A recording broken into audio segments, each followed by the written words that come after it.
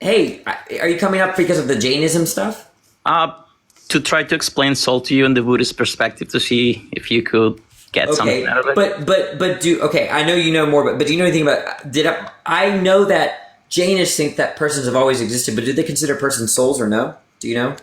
Uh, Again, it goes back to the mind, but I can tell you more about Buddhism than Okay, Jainism. fine. Okay, so think about, so yeah, you're right. The closest thing is the mind. And the closest thing that I can think about it in philosophy is called the monad, which is your essence, which is like the common denominator of what each person can, like if you die and you are reborn, it was what's transferred from one person to another. But it does not include your intelligence, as you were saying, because you can be reborn in somebody that is not so smart or somebody. Exactly, right. Yeah, so it's just simply that common denominator between of what is the actual essence of each person. That's pretty much it. I think what makes it difficult is that I think essence is kind of gibberish. Yeah, a little bit, but it's part of philosophy. It is, and it's a huge part of the tradition, the Western tradition. But it's one that let me read you Wittgenstein here. Oh, and Yeah. okay. What's up? Do you want to say something else? Oh yeah, like the last part is then why do we believe this type of thing? Because I know there is a moment that it becomes gibberish, like especially Buddhism or any religion.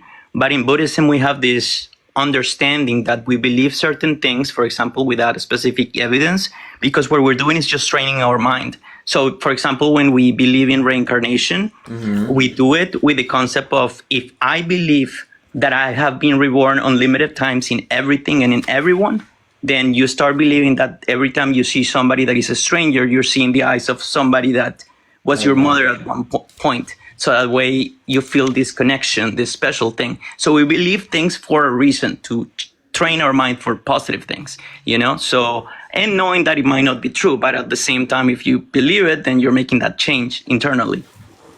I see. Huh? Yeah, I mean, it's on my list to learn about, but it's, there's only so much we can do. Let me quote Wittgenstein 2 parts, right? Listen to this. So, quote, essence is expressed by grammar, right? Consider the only correlate in language to an intrinsic necessity is an arbitrary rule. Let's see if I'm going to skip to this part. And this is connected, right? When philosophy is asked what is substance, which is very related to essence, right? Yes.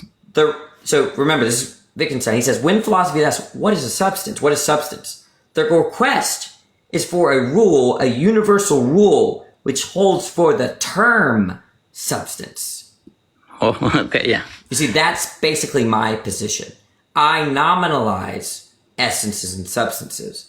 Right? That when I say, oh, I have the essence of human, all I really am saying is that there's a subject, me, and I have a predicate, or the subject of that sentence has a predicate, human.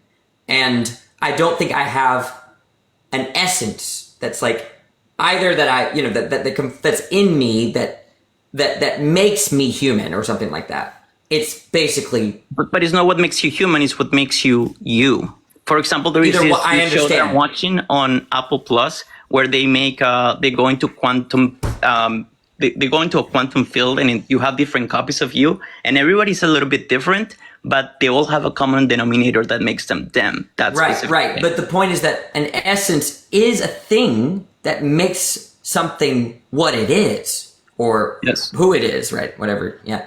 But I think that all I need to say is that what I am, right? Well, there's terms, right? There's, and those terms, when they're applied to a thing, right?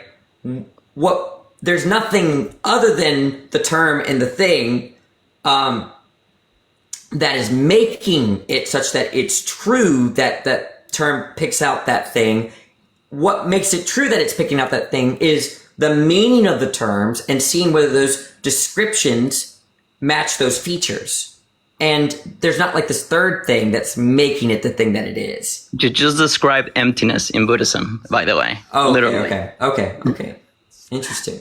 But it's a serious debate in the history of philosophy. And I just come up on the side of Wittgenstein and maybe some other nominalist. And so if I nominalize that stuff, and maybe it's not simply that I'm trying to be simple, right? When I think I push on what is that thing, that makes you that what, what is whatness? In other words, it's not very satisfactory, to put it mildly. Okay. But Well, it was nice talking to you. Nice talking to you too. All right. Bye. See ya. Okay. Did this person connect?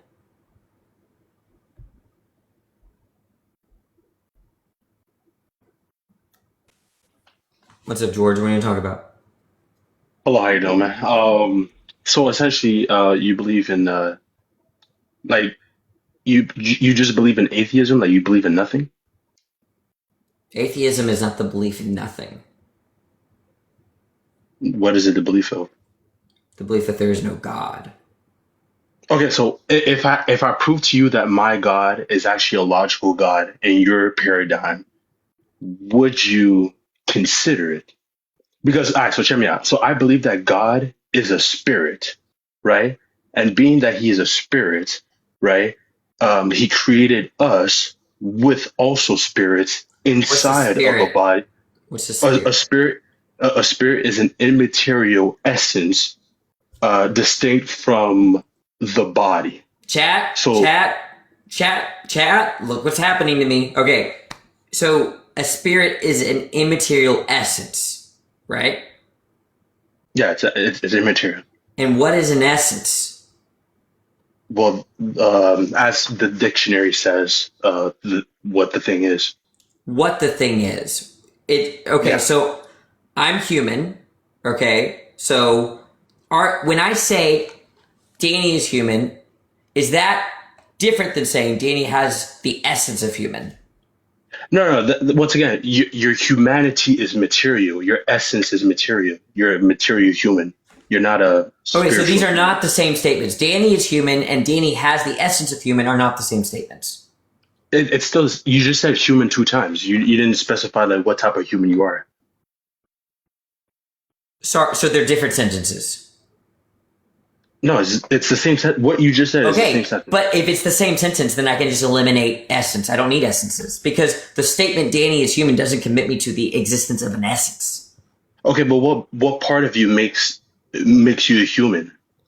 Again, there's the term human, there's the meaning of that term, and whether or not those descriptions match those features is whether that sentence is true. There's nothing that makes me human. So would you say that a body and a soul makes you a human, or I don't know what you mean by soul. okay, the spiritual side of your body? But I asked you what spirit was, and that gave back to essence. But I don't know what you mean by essence.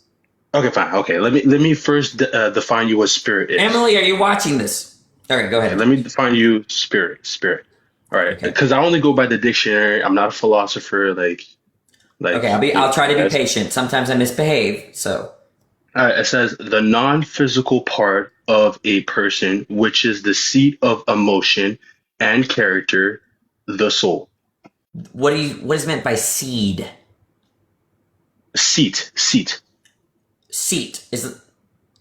What is that? What is a seat? What is a seat? Like essentially that you can't grab consciousness. Consciousness is invisible. Okay, I might know what consciousness is, but I don't know what a seat of emotion is. What do you mean? You gotta argue with the dictionary. Don't argue with me. I'm telling you, I find it unintelligible. Okay, well, argue with the dictionary. It's Oxford. Look, the dictionary is fine to define. There are philosophical terms that I know you yourself find unintelligible, but are nonetheless defined in the dictionary. Wait, what's so unintelligible about the definition of spirit? Because you define it in terms of a seat. No, I didn't define it. Oh, you're not using the dictionary definition. Yeah, I didn't define it. The dictionary did. Excuse me. Are you taking the dictionary definition, yes or no? Yes. Okay, so you're using that definition. I don't understand that definition, so I don't understand your usage. Okay, so what part did you not understand by it is the seat of emotion, I don't the know what character? seat means. Like essentially your consciousness. Like, can you grab Okay, your so consciousness? so spirit is just consciousness. Yeah, pretty much. Okay, Emily, did you see that shit? Emily, are you there? Wait, would you say that God is Don't like, worry, because you I didn't believe do that anything God wrong. is You spirit. didn't do anything Oh, wrong. Look, oh. where's Emily? Is she there? Okay, look, look. I'm just. It's just a teaching thing. It's. I'm not. I'm really trying not. I'm not making fun of you. You see what happened is I asked what spirit was. He defined in terms of essence, right? I asked what that was, and we went on a Wait, rabbit I trail. haven't defined you what essence is You yet. did. Look, let's let me talk. I'll let you talk after. We went through this kind of trail about what this means. What does that mean? What does that mean? Eventually, it all comes down to spirit is just consciousness. But you could be a physicalist and accept consciousness. So what they do is they say, on one hand, the historical narrative is that spirit or essence is distinct from consciousness because those things possess it. And now he just defined consciousness in terms of the very thing that you deny, which is, it's like sort of like defining God in terms of the universe. Atheists don't deny the existence of the universe, right? But when you define God as the universe, then yeah, in that sense, we believe in God. Same with souls and spirits. If you're defining spirit as consciousness, atheists, many of us do not deny consciousness, but we deny spirits. So it's a tricky move that you're making. Okay, wait, hold on. Okay, so this is the definition of essence. It says the instructive nature. I What's the believe that, nature? yeah, exactly. Your nature is material. Like, you got a I don't material know what nature. a nature it look, George, it might help you to understand this, right? I nominalize nature, essence, substance, all of that stuff. I nominalize. You Okay, understand? okay, fine. You're a human with a body, blood, and water. Is that nominal I to you? have that. No, well, the terms are nominal, but the stuff isn't nominal. No, that's not. How's that nominal for your own body? Okay, there's the term body. And then there's the referent of that term, what that term can pick out. You understand? Okay, but is that still, a part of your body, or What is? like blood, water, and Yeah, those are part. Yeah, that stuff exists. Sure, I'm good with that. okay, so does that make one body? Does blood and water make one body? Yeah, blood, water. Like, does that is that contained in one body? Sorry. Yeah. It's yeah. Blood and water is in my body. Yes, Okay, so would you say that also the breath of life is also inside your body? I would never say that Why would you not say the breath of life is because inside that's your a body for a reason? biblical phrase that often just means soul. Well, do you have one soul? I don't know what you're trying. That I don't know what soul means. Basically, like, the spirit is inside your body, meaning What you do you mean you're by living. spirit, George? Breath. Your My breath breath. is. So I just took a breath. I took a soul. No, it's not that you took a soul. What You're a is a living breath? soul. What is A a breath is soul? a soul is once again, it's the spiritual side of your body, What is spiritual side? What is it? What does that stuff mean? meaning it's immaterial. You can't grab consciousness. Okay, so soul is just consciousness. Soul is the no, what's it called, soul is the, sorry, soul is no, consciousness is the seat of emotion in the soul, like a part of What the is a soul. soul? Oh my days, it's the immaterial part of your body, dude. Immaterial part. So, what is that part exactly? What is Okay, that? have you ever seen Tom and Jerry? Yeah. Okay, so when what I'm saying, like, Jerry is on the floor, laying on the floor, and then after that, like, like a spirit comes out, like that's his, conscious, like the inner man is the spiritual side of your Wait. Are you? outer man. But you said it's immaterial. You mean like the spooky ghost that comes out of the like Casper? Yeah, do you believe that you have one spirit? That's not. I don't consider that to be immaterial because there are rules How's that about not how material? because light is reflected in a regular way. Can you grab it? Yeah, You can grab light. just like you can grab smoke. Sir, you just said that you can grab light. You could look. The point is that you can interact with Casper, right? And when you see Casper, It's Can you because grab him? what is the light bouncing off of, George? Can you still grab him? Can you shake his hand? You can.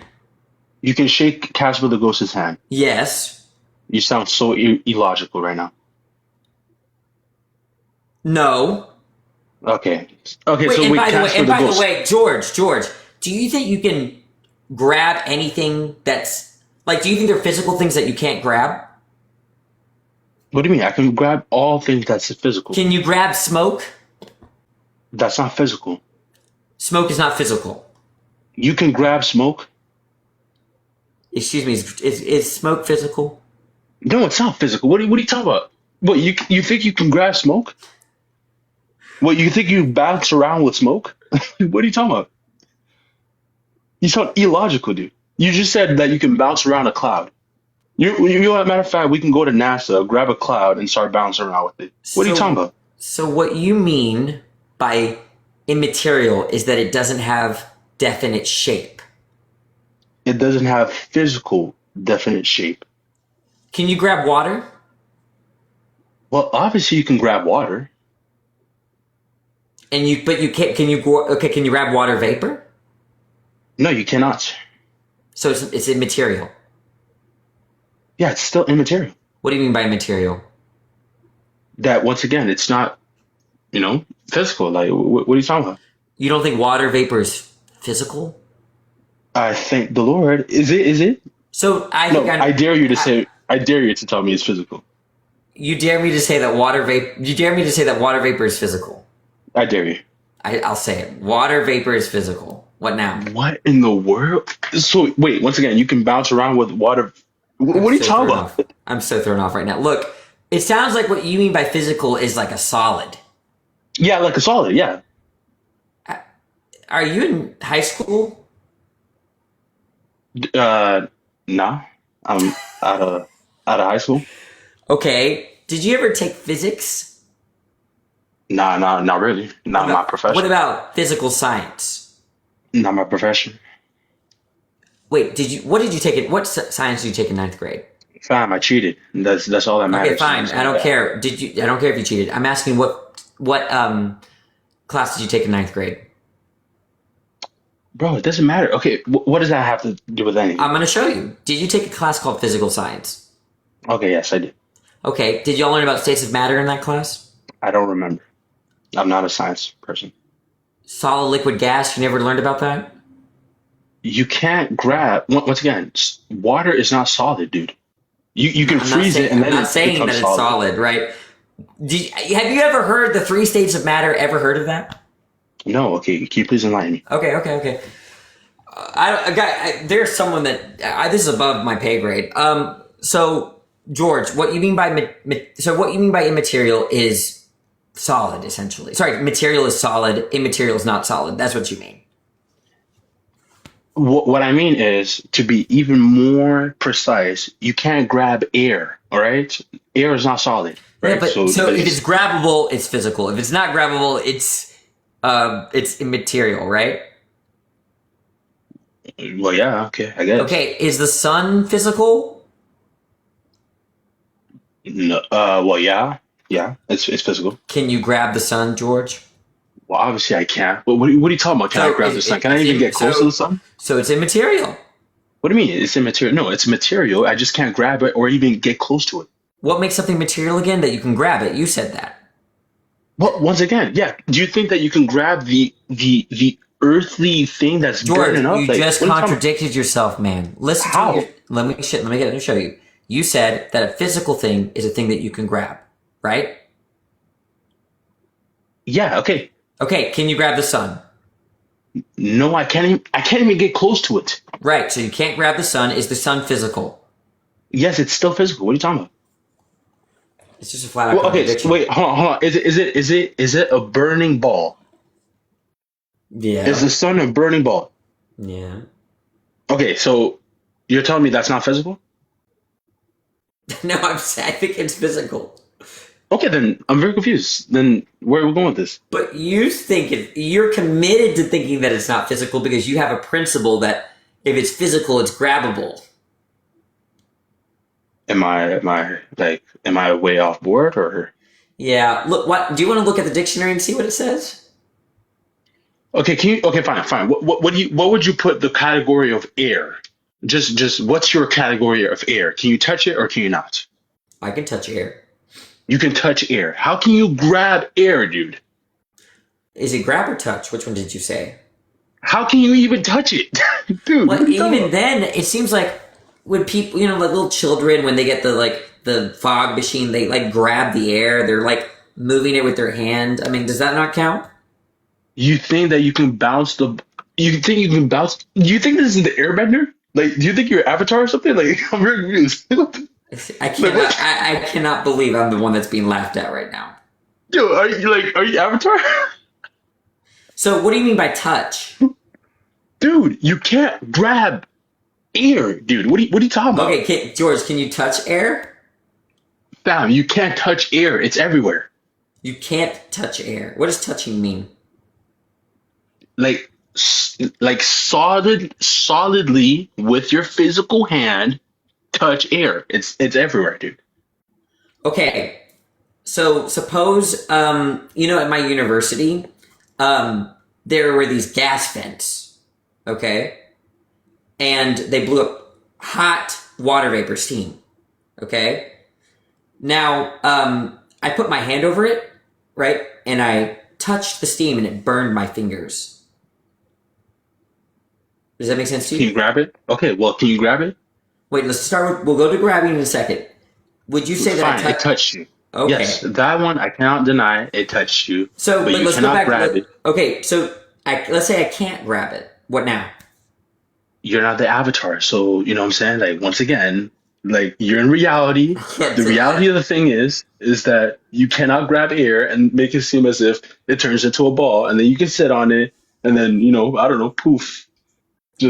just go about your day. I, But besides the point, would you still say, okay, so this is how I believe God is, right? I believe that God, when He created the universe, He used His spoken words, right? George, in your senior, name one class you took other than English in your senior year of high school. Spanish, Spanish what? bro, fam. Like, this is besides the point. This is besides the point. I think I'm talking to a child. I have, that's, I, I mean, maybe I'm weird, but I remember like half my classes from senior year. And that was, I graduated in 2011. There's just no way. Like, he sounds like an eighth grader that went through puberty. No offense. And, well, if that's not true, I'm so sorry. I actually like you, but I don't, I just cannot believe what I just heard. In fact, I was caught off guard so I didn't even know what to say. Like, I might have said something stupid because I was so shocked. Like, I think I would say you can grab air, but it does sound weird to grab air, but chat, is that stupid to say that you can grab air? I feel like that's okay. What's up? What's up? All What are you right, talking about? so the first question I'm gonna ask you is, what's your, I guess, three main points on like atheism? Like, I only have one main point on atheism. okay, go ahead. That God does not exist. And what's your reasoning for that? Oh, sorry, were you asking for the reasons? Yes, My yeah, bad. Okay.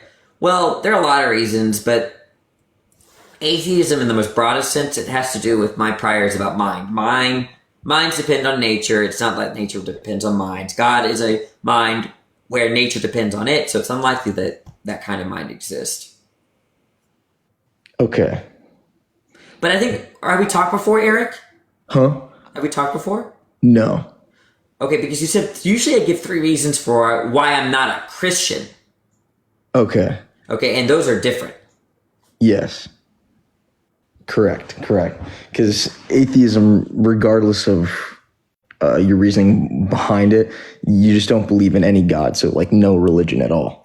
Right. So that includes gods that are evil or that are like ignorant of some stuff, whatever. Correct. All right. So, like, my main 3 points on why I believe God does exist is the first part being cause. Like, everything that begins to exist has a cause. The universe began to exist, so it must have had a cause. Okay. I'm not so sure if I accept either of those premises. I can get further into it. So, like, for instance, like the Big Bang Theory, it suggests that the universe had a definite like beginning, implying it was caused by something outside of itself. Look, this is kind of what I think about this. I think that causal reality is just natural reality. Okay? So I don't think that there are any causes, obviously we'd agree there's no causes to causal reality, right? Can you further elaborate on that? You have causal reality, the reality of causes and effect, right? That reality. Okay? Correct. That reality can't have a cause because it would belong to the very reality that it is being caused. Understand? Okay. So I don't think causal reality, right, has a cause. Do you believe that something can come from nothing? If what you mean by that is that you have an event where there's no objects and then another event where there are objects, but there's no causal connection, there's no logical contradiction with that, although it's unintuitive. Science states that something can't be created from nothing. Yeah, but I didn't say anything about science. So do you not believe in science either, or? No, I mean, if scientists want to say that, that's great. I'm saying typically a lot of atheists that I meet say that science is what disproves it. Disproves what? The existence of a higher being or a god. No, I wouldn't say that. So you wouldn't say science is what disproves it? Right, I wouldn't say that. Okay, that's actually interesting. I never met an atheist who thinks in that way, I guess. All right, okay. That's the first one. My second one was design and order in the universe. By design and order, do you mean like intentional? The fine tuning of the universe, suggesting like an intelligent designer. Like, for instance, there's a building, right? You're walking on the street, you see a building. Did that building just get placed there? Did you physically see the person who created it? Did you physically see the person who designed it? That building's there. Let's use your example, okay? Okay. Why do you think the building is designed? Because a building can't get created without an architect. A building gets an architect, a car has a mechanic or how do you know engineer. That? How do you know that the building can't be created without an architect? Because that's just common sense. No, Eric. No. It is common sense.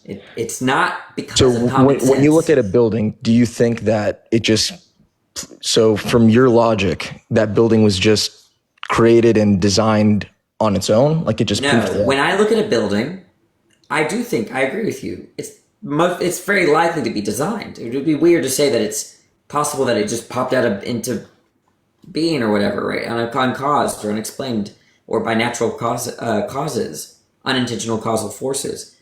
But the reason why I think it's designed is because I already know that they're architects and I know what the kinds of things they design already. It's already in my background knowledge. So you said you already know that there's an architect and that they designed those things. Right. And that's why when I look at it. So that leads me into the other part. So like say someone who believes in God and we look at the world knowing that there's a God and that it was created by I have no issues with that. I don't have issues with that.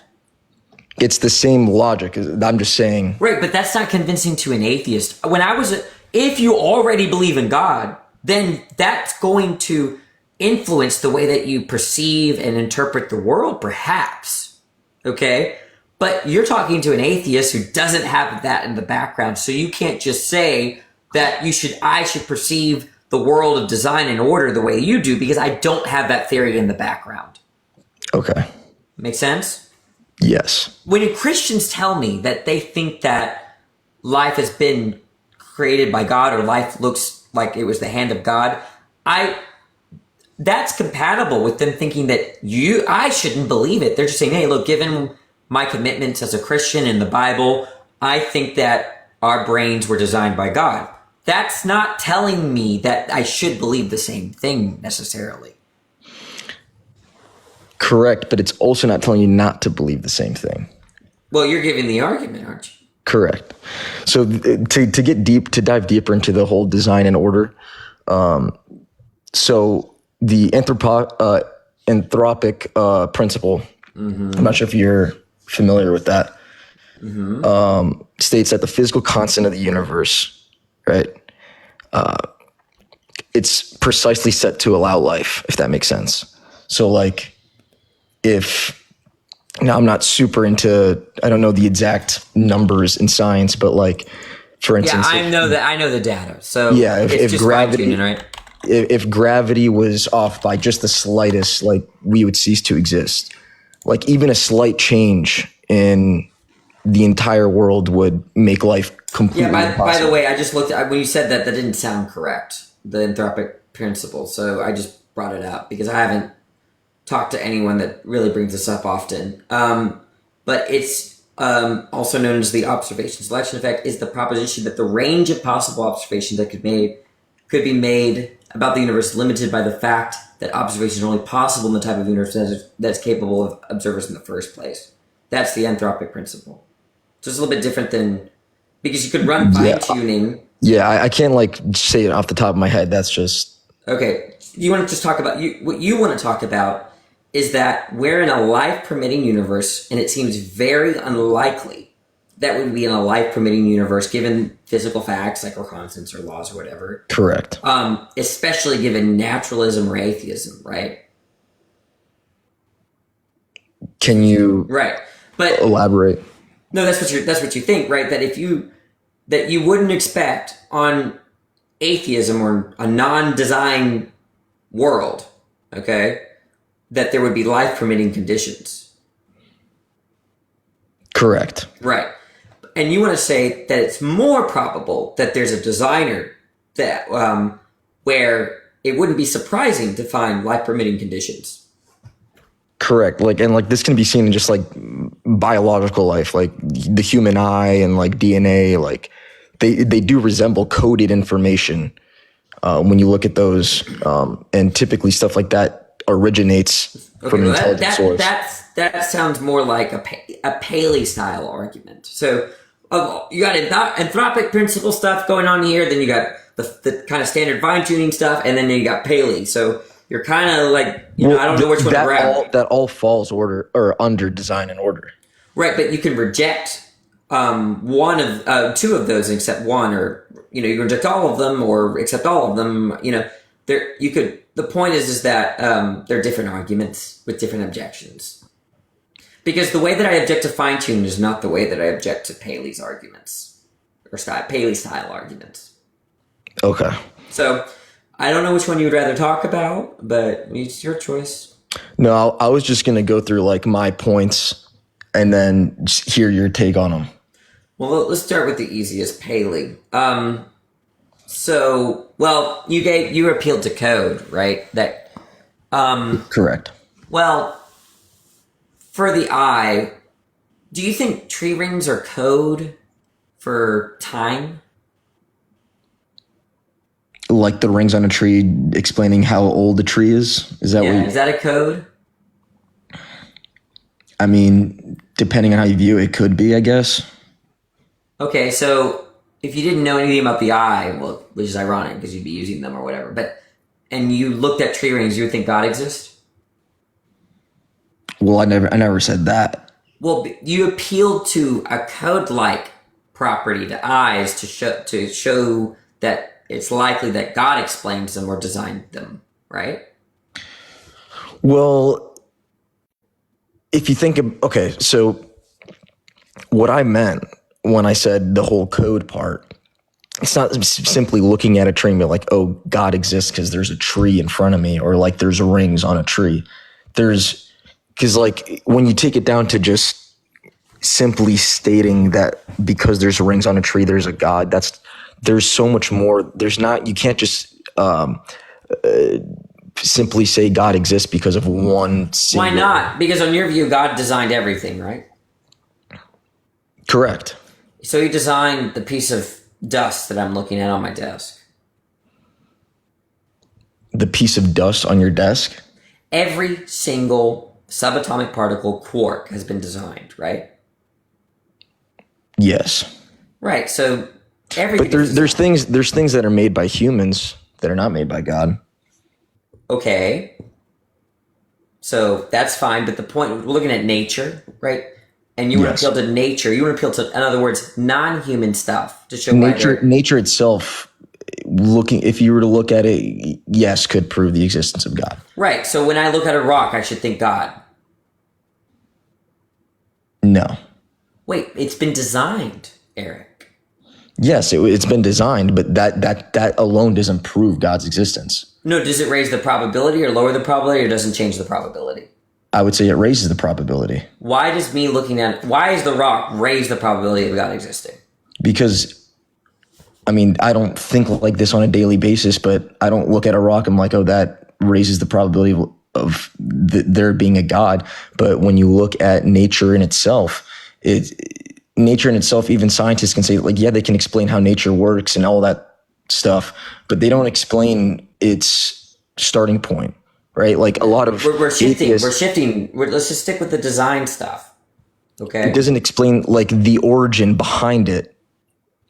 Is what I meant. What I'm trying to say is that there's the eye and then there's a rock. They're no one of those that I can't talk tonight. It's 2 a.m. Neither one of them is more designed than the other. Correct. Correct. They're equally designed, equal design status. Sure. Okay. Yeah. So why is it are you appealing to the eye and not the pebble outside my driveway to show that God probably exists? Because presumably you're appealing to complexity. Well, to be fair, if you were, for instance, how do I put this? If you were gonna study a certain subject, like say the subject is math, you're not going to be looking in a marine science textbook. You're not going to look elsewhere for the answer to some equation in a math textbook. Okay, so let me rephrase my question. Do you think if I studied the eye, that I should believe that God exists? No, but it leads to the probability of God existing. Okay, you can't dumb it down to one certain. So you're saying point. that if I were to study all of the physical, you were to study all things in life. This is my whole point. If you were to study all things in life, it would point to God. So you studied all things in life? No, but I try to learn every single day. That's the whole. But do you think you've studied enough of life to know I've studied enough of it for me to point to a God. To say that you should believe in God. Correct. Okay, so I mean, I know, like, I teach 9th, 10th grade biology, very basic biology. Okay. Yeah. And I didn't come to this conclusion. So what am I missing? Say that again. I teach very basic biology in high school. And you didn't come to the conclusion of God. Right. So what am I missing? There's lots of people, there's lots of scientists out there that, have gone through all the studies and haven't come to the conclusion of a God. However, that haven't. Correct. Okay. That haven't. But I was specifically talking about just biology. You were just talking about just biology, right? No, not just biology. I was talking about just all things, studying all things. Okay, so Eric, for instance, like for me, this is like, it kind of comes down to like the point where for an atheist, obviously them choosing to be atheist is in a way of itself a faith. You have faith in that there's nothing that created us, because simply, I don't believe that though. But simply denying the existence of God requires proving that God is impossible. That he's no. Atheists don't have to think that God is impossible to think that he doesn't exist. But So then you saying that he doesn't exist is completely illogical and kind of destroys your argument. If you don't believe that requiring to disprove him is essential for what you believe and that there is no God, then No. You're saying different things and I can't keep track. I thought you said this, that if an atheist believes that there is no God, they must think that God can't exist, right? they're denying his existence, but that requires proving he's impossible. No, watch this, right? Okay. Unless you have an argument, right? If I say, I don't think there are any Muslims in the U.S. Senate, okay? Now, do I have to prove that it's impossible that there are Muslims in the U.S. Senate to be justified in thinking that there are no Muslims in the U.S. Senate? Hold on, say that again. I was kind of... Yeah, I'm losing it too. I'm about to wrap up myself. So I said this. I believe that there are no Muslims in the U.S. Senate. Now, I don't have to prove that it's impossible that there would be Muslims in the U.S. Senate to believe justifiably or know that there are no Muslims in the U.S. Senate. Does that make sense? I guess, but you still have to, in order to prove the unexistent, like something doesn't exist, you have to prove that it doesn't exist, which is impossible. Okay, now you say something a little bit different. In order to deny something's existence, you have to prove that it's impossible for that to exist. Let me tell you how I would say it, and you tell me if what you're saying. This is what I would say. I'm just saying that like no one. Here, let me just talk and tell me if this is what Okay. you're trying to say. If I were to say something like this, I would say something like this. If you know that God doesn't exist, then you have to have a good reason or justification to think he doesn't exist. Is that what you're trying to say? Say that again. That if I say I know that God doesn't exist, that would imply that I have to have a good reason or justification for thinking that God doesn't exist. Is that what you're trying to say? Correct. Okay. And I gave that earlier, right? My prior probabilities of minds is that they're at the mercy of nature, right? Minds are a very delicate thing. They're very dependent on things like a central nervous system.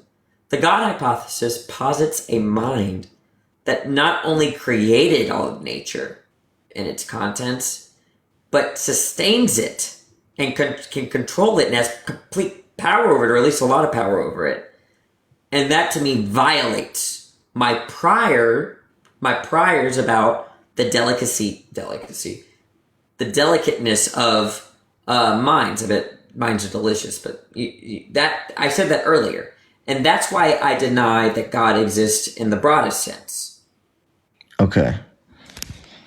Well, I get what you're saying. And I also understand that my argument could work against the existence of God as well. Because I'm just trying to say like atheism, like you're choosing to believe that. Yeah. Correct. You're choosing to believe that nothing exists. I'm just saying there's a lot of atheists, I guess is where I'm trying to come at. Some of them state like factually that, I guess like you're saying God doesn't exist as a fact is what I'm saying. Yeah. Correct. But it can't be stated as a fact because that can't be proven. We're in a circle now. We're stuck in it. This is like that scene from Marvel Doctor Strange where I feel like Dormammu. That's his name. I know exactly what you're Doctor Strange, and that kind of fits here. What's your thought on objective morality then? I'll lead us somewhere else. Okay. So I'm guessing you believe in subjective morality.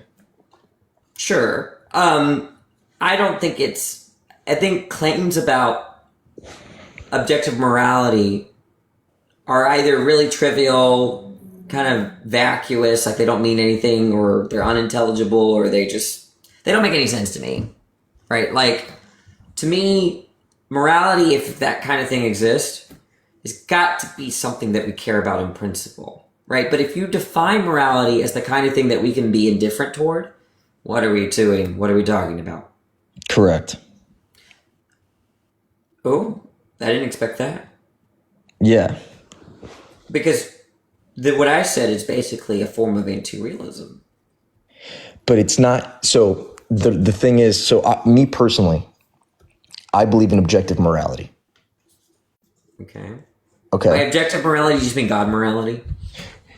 In a sense, but you can look at it in a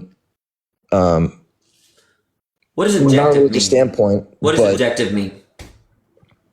that objective means that there is like it is like 100%. Like I don't know how to explain it. Like You want me to help you out? Look, one definite. subjective means it's up to interpretation. Objective means it is that and that. Okay, yeah. Then I'm neither one of those. Then, right? So when I say I'm a subjectivist, I'm committed to something like this. That I think there are statements about what we should think and what we should do, or at least what I think I should do, or whatever, right? Or should think. Now, those statements, on my view, right? Oftentimes, I'm expressing them in a way where the truth values depend on my attitudes, or my values, or my commitments. Okay. Now, some people think that there are that morality is not about statements at all, and not like declarative sentences or propositions, right? I get where they're coming from, but I don't really embrace that view. They're called non-cognitivist, and some people think that you can have declarative statements about morality, and it's like independent of any attitude, any value, any commitment, any judgment, personal judgment, I suppose, a judgment from a person. Okay. So that's how I use, objective, subjective, if I have to use those terms. Okay. But you want to work with that? Sure. Okay. So when it comes to objective morality, for me, it all starts like, actually, yeah, I'm gonna actually change what I said before about it not being, I guess, godly morality. Like the way I see it is objective morality or objective moral values like exist. And for me, that requires like a transcendent moral source. Okay. If that makes sense. Okay. Like most humans recognize moral like absolutes. They're atheistic views that say the same thing. They say the same thing, yes. And I'm going to get into why mine leads more towards the transcendent moral source or whatever. No, but there's atheistic views that think that morality comes from a transcendent moral source. Moral source, just not God. Just not God, exactly. So, in an atheistic point, what is that transcendent moral source? Well, no, it's not an atheistic view. It's just, even though I said that, let me be very clear about what I said. It's not an atheistic view per se. It's just compatible with atheism, is what I mean to say. Okay. Okay. So, for instance, moral Platonism, right? There's the transcendent moral objects or facts that sort of make certain statements about morality true. These are sometimes called Platonic forms or abstract objects, value properties that are irreducible value properties. These are transcendent. Now, source there is tricky, right? Now, in one way, you could think of sources that we have statements about morality. What are the truth conditions? What's the source? What makes them true? Well, the Platonist is going to say it's going to be the form of goodness. And whether that statement kind of has this relationship with the form of goodness is whether, might explain why it's true or false. But I'm just letting you know that, if you really want transcendence, you don't need theism for it. Okay. All right. Well, that was just like my main statement. I have to elaborate on what I meant by the whole transcendent moral source. Let me start off by saying like most humans, I would say, recognize moral absolutes. I would not say that at all. You wouldn't say that. Mm-mm. The studies show that actually humans mean all sorts of weird stuff by moral terms. There's not really studies show that it's not clear what humans are saying how they're using moral terminology in some kind of broad way.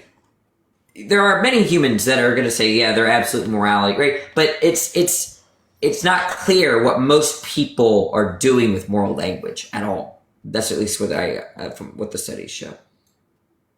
But I would argue that most humans would say morally torturing babies for fun is wrong.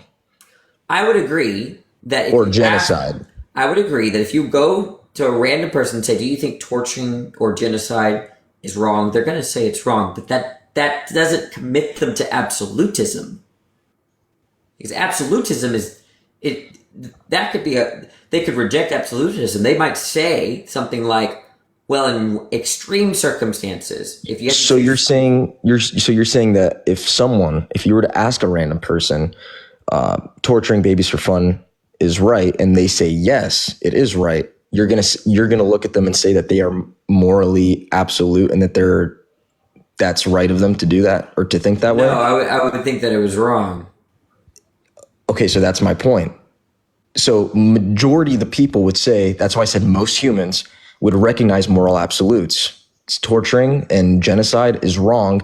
Okay, asking someone, do you think genocide is absolutely wrong? 100%. And that means that it's wrong in all cases, right? Correct. Okay, if God commanded a country to commit genocide, would it be good for them to do it? Say that again? If God commanded a country to genocide another country, would it be good? No. Because he wouldn't do that. Are you a Christian? I am Christian. Have you heard of the Amalekites? You're talking Old Testament? Yeah. Yes, I have heard of the Amalekites. I know where you're going to go with this. I'll let you go. Go ahead. No, my point is made. God commanded the Israelites to annihilate the Amalekites. And according to your normative theory, that's the right thing to do. So it's not absolutely wrong. Do you know the reasoning why he commanded them? Look, I'm going to grant to you that they're good reasons. That's not the point. The point is that it's not absolutely wrong under your view. Genocide and all those things, even though God commanded that.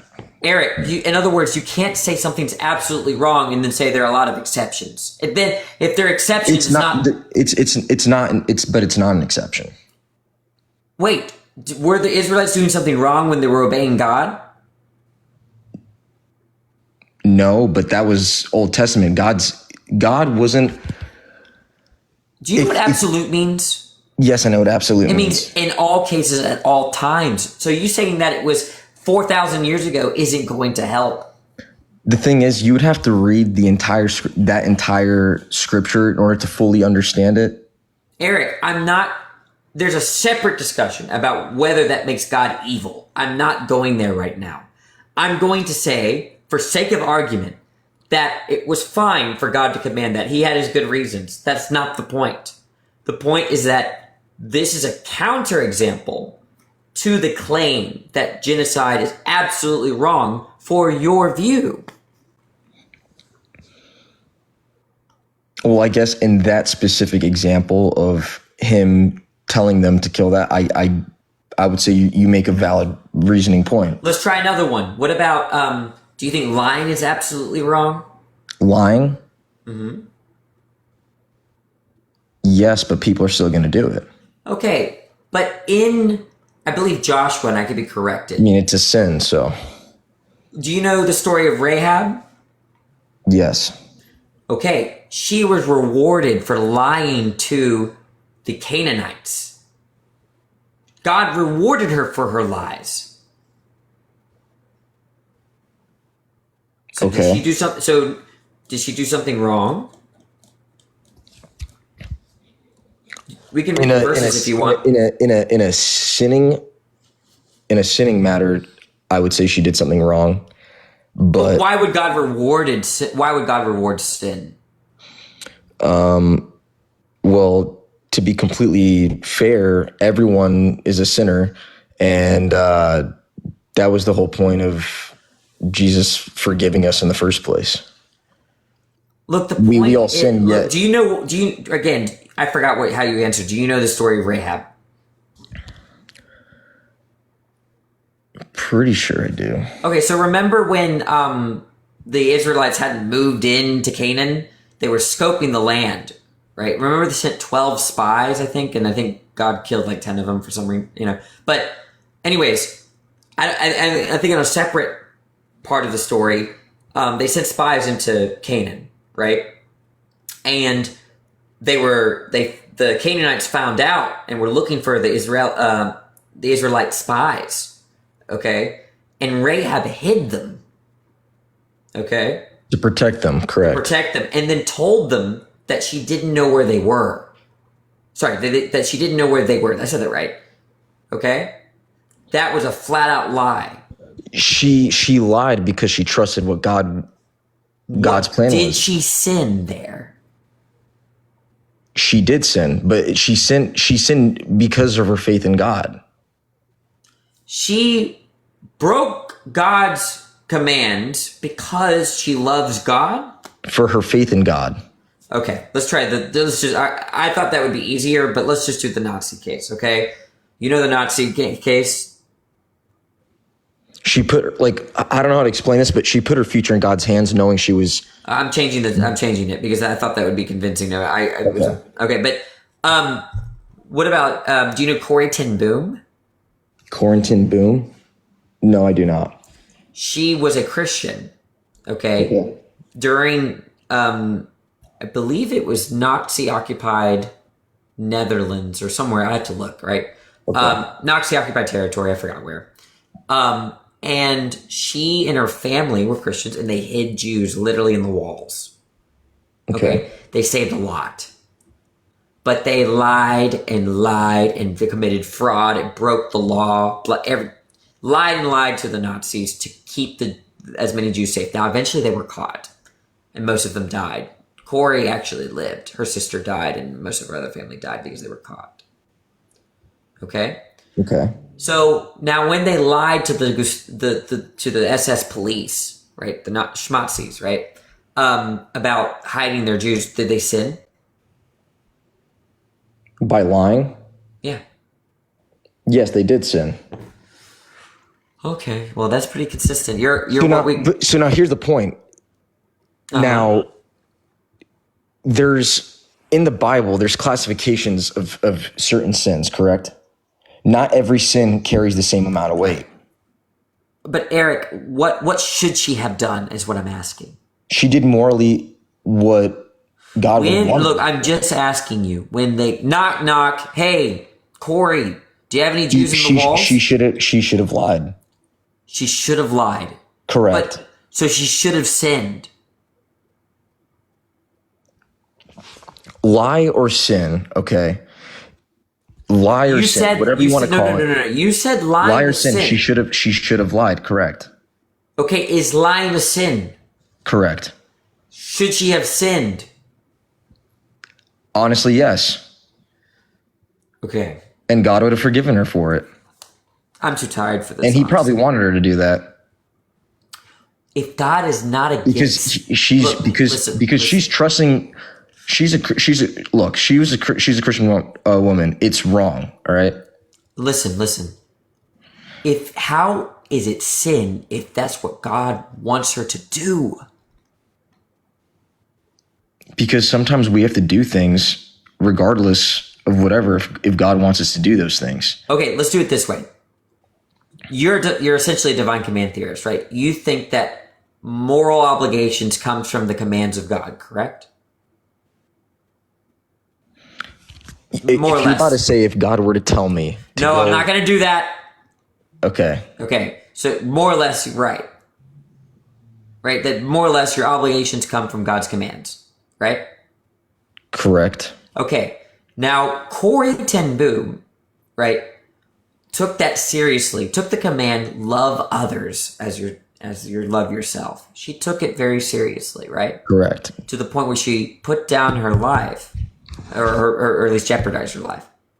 Now, when the SS knock, the schmatzis knock on the door, and they ask her, "Where are your Jews?" Right? If she says, "Well, I want to love my neighbor," right? They're wrong. I want to love Jews as I love myself. And she exercises that command. That would be the right thing to do, correct? Correct. And so it cannot be sin, Eric. No, I understand that. Because sin is what? Transgressing against the commands of God. Correct. But okay, let me re-elaborate then, okay? So the Bible as a whole teaches morality overall, correct? So the Bible teaches us what to do, what not to do. It's going to call certain things sin. It's not going to call everything sin, but it's going to call a lot of things sin. Things, it gives us a way to, I guess you can say, walk throughout daily life without being an evil human being, all right? Now, doing the right thing, regardless if you have a Bible there or not, okay? Regardless if you're religious or not, there is a higher, I would say, objective morality outside of it, because regardless if it's there or not, how are you going to say that thing is... Wait, Eric, how do you define sin? It might help me to do... What's your definition of sin? All right, sin is one of God's commandments that we are not to do, but we are all sinners at the end of the day, regardless. But in the Corey Ten Boom case, she's obeying God's command. It can't be sin. So you agree with me, right? Yes, she's obeying God's command. And so lying there is not sin. You're talking about which part? You're talking about Rahab or? No, Corey. Corey. She's obeying God's command. Yeah, that's not sin. So lying to the schmatzis, okay, to save the Jews because she's obeying God's commands, that lying is not sin. Yes, correct. Okay, so that means that lying is not absolutely wrong. Correct. Okay, so you see, some people everyone's different, but if you start talking to people about, they might say this is absolutely wrong, it's not hard to give them an extreme case where they reject the principle that they get. So often people are, some of them might be absolutists. Some of them are kind of aware that if you're an absolutist, you're kind of like a Sith Lord, more, So I don't think you can generalize to people and say everyone believes in absolute morality, because I got you within 30 minutes to reject absolutism. So, hold on one more time. Sorry, I was kind of getting started. I can't, Eric. I'm exhausted. You're good. All right, you're precious. I'm gonna end my stream and make sure there's recording. Okay. We can talk another time though. Okay. Yeah. This was a good talk. All right. I hope you got something from it. See ya. Yep. Bye. I'm out. I'm exhausted. What time is it? 2:30?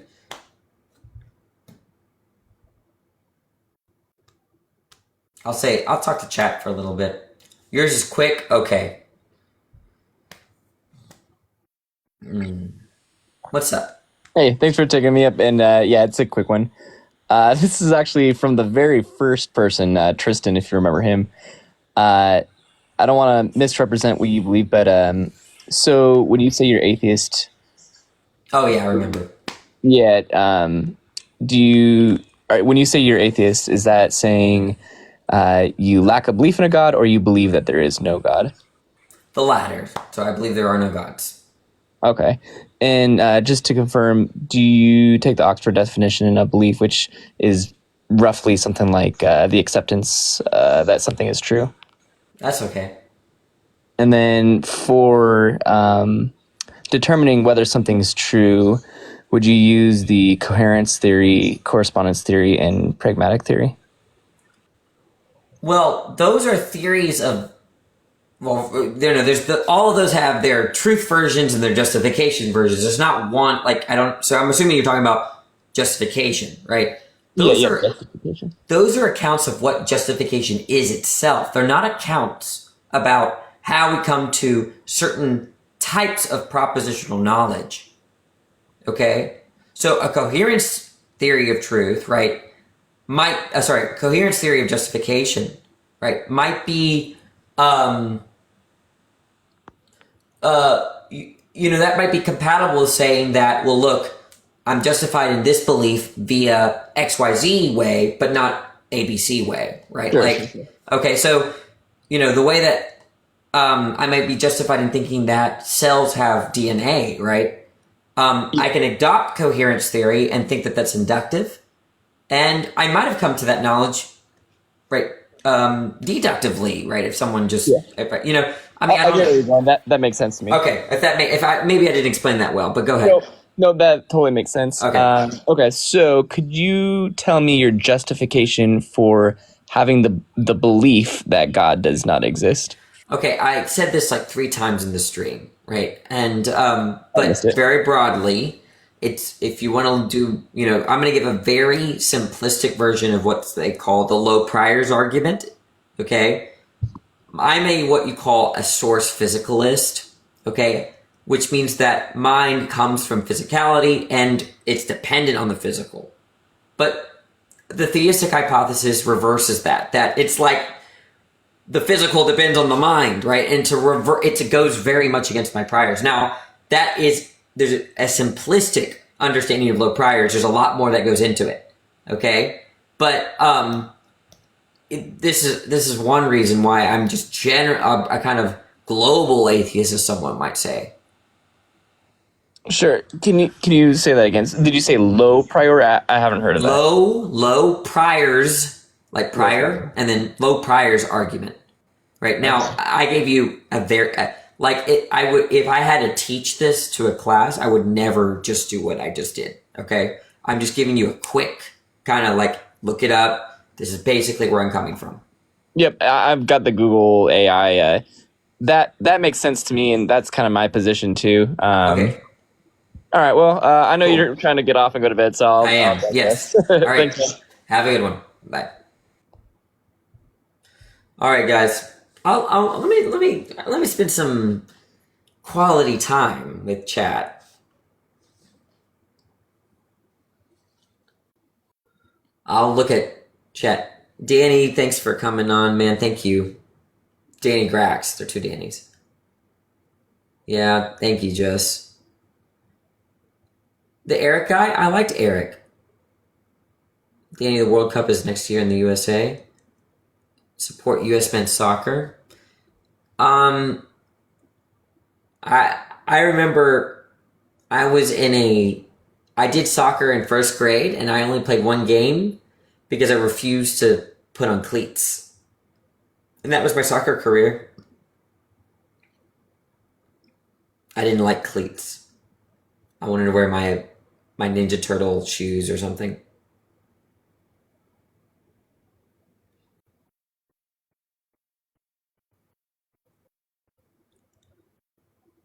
I'm just chilling. If you ask very deep questions like, "What's your account of morality?" I can't. I have no more brain.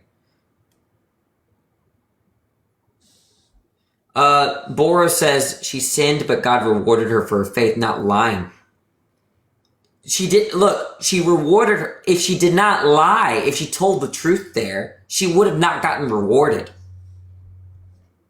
Right? If she was honest and gave them away, she would have not been rewarded. It was only because she lied in that instance that it could express her faith.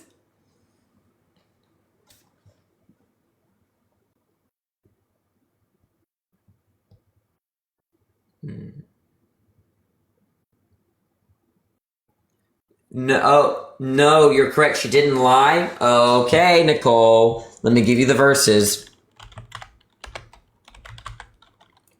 Actually, Nicole, come up here, Nicole.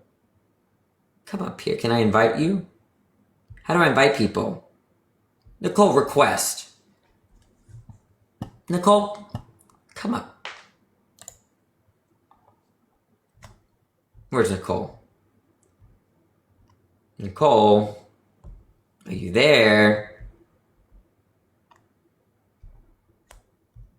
Are we talking about the woman who hid the Jews? No, that was Corey. But both of them lied. Both of them lied. So we're talking about Rahab. It's Rahab. Go to just read Joshua 2. Just read Joshua 2, the first, like verses 8 through 9. Just 8 and 9. I think. Let me check actually. 8. Just read the entire first half of the chapter actually. Oh, let's talk about Rahab. Rahab. Okay. Wait, who wants to talk about Rahab? Okay. I'm actually. I lied, everyone. I thought I was going away. It never happens. Everybody knows that you stick around because Danny's never going to end his life. I accepted you. I got baited.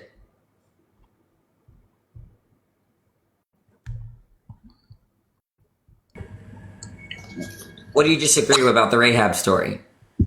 Well, hi, by the way. How you going?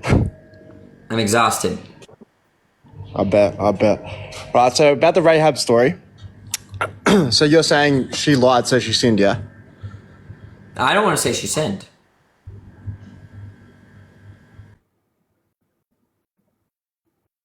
Hello?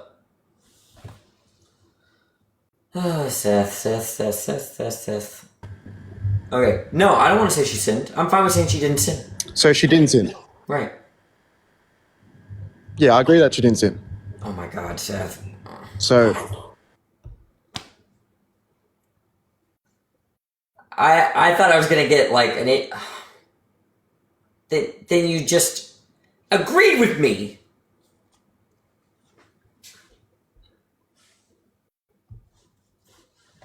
She did the right thing. She lied. She didn't do the wrong thing. If she did the wrong thing, it's sin.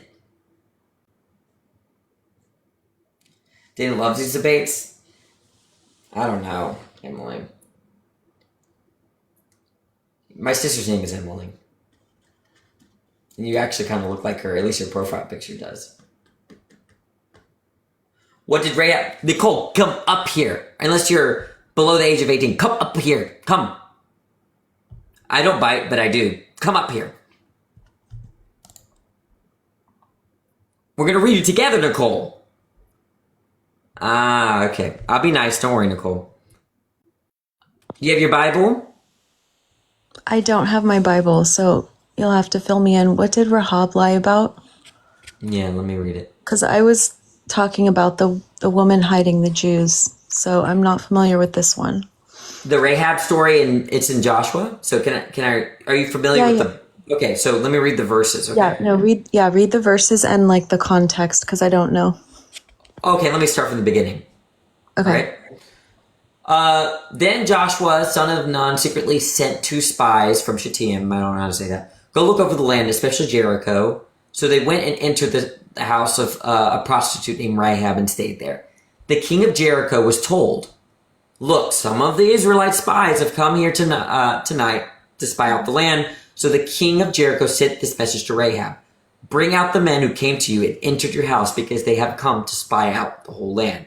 But the woman had taken the 2 men and hidden them. She said, "Yes, the men came to me, but I did not know where they had come from.